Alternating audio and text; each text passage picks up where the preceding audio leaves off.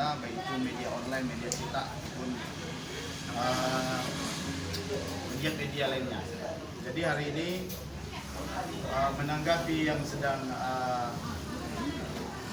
sedikit menjadi pertanyaan bagi kita, yang dimana pagi hari tadi ada beberapa spanduk ataupun baliho yang telah terpasang di daerah pusaran kota Suku Salam, yaitu bertepatan mulai dari simpang Tunggu Penanggalan sampai di daerah simpangan komplek kantor wali kota Suku Salam.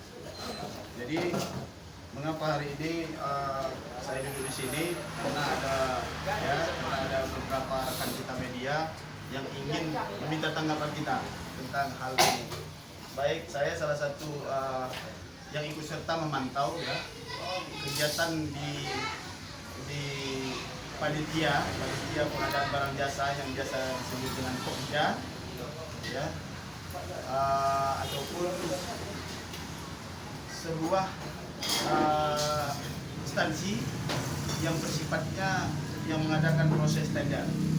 Ya, ini yang kita pahami. Jadi saya salah satu ikut memantau, dan sebenarnya itu siapa saja berhak menurut kita ikut memantau, baik itu dari kalangan masyarakat, baik itu dari kalangan media, LSM, baik penegak hukum dan sebagainya. Jadi, dan juga saya salah satu ikut peserta yang mengikuti dalam proses kontes daripada ada barang jasa tersebut. Kita ikuti mulai dari awal sampai hari ini. Kita cermati sesuai dengan aturan yang dimana sampai hari ini masih sedang berlangsung. Jadi menanggapi tentang hal sedemikian, di situ ada tuangannya, ada bahasa pickup 2,7 ton jurus jitu Pokja Kota Suku Salam untuk tuan. Ini sudah pasti menjadi salah satu narasi ataupun tulisan yang membuat kontroversi sedikit ya, karena ini ada bahasa jurus jitu pickup 2,7 ton. Mungkin tidak semua orang memahami hal ini, namun mungkin sedikit bisa saya uraikan yang nantinya bisa saya pertanggungjawabkan dalam perkataan saya. Apalagi bahasanya untuk tuan. Ini tuan ini siapa? Ini kan sudah pasti ini manusia, kan begitu? Bukan makhluk-makhluk lain. Jadi untuk menanggapi hal ini, hari ini sedikit saya ceritakan tentang proses pengadaan barang jasa Kota Suku Salam.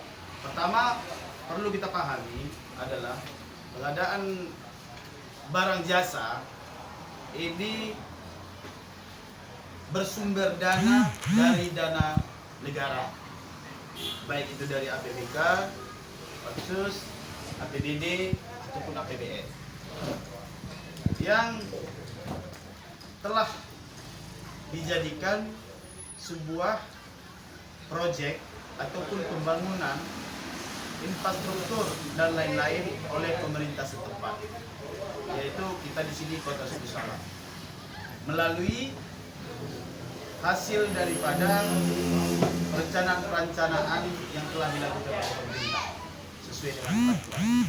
Jadi hari ini perlu kita paham, uang pemerintah Kota Suku Salam yang telah dijadikan untuk belanja daerah tentang kegiatan konstruksi dan sebagainya, itu lebih kurang dari anggaran kita yang sama-sama kita lihat, lebih kurang sekitar 700 miliar yang bersumber dari berbagai